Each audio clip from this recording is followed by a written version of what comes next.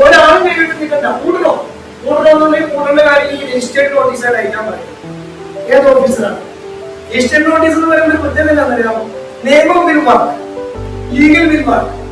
ഇവർക്ക് നമുക്കെതിരെ പറയാനുള്ള പേപ്പറുകൾ കൃത്യമായിട്ട് എഴുതണം. ആ എഴുതുന്ന സാധനത്തിന് നമുക്ക് എന്താ പ്രത്യേകത? നമുക്ക് ആ എഴുതുന്ന സ്ഥാനത്തിന് നമുക്ക് പോയിന്റുകളുണ്ട്. ഇവിടെ ഒരു ഏതൊരു ബിസിനസ് ചെയ്യാനുള്ള ഒരു ഫണ്ടാണ് നമ്മൾ കാണുന്നത്. അവിടെ ഒരാൾക്കും ഒരു പ്രശ്നമില്ല.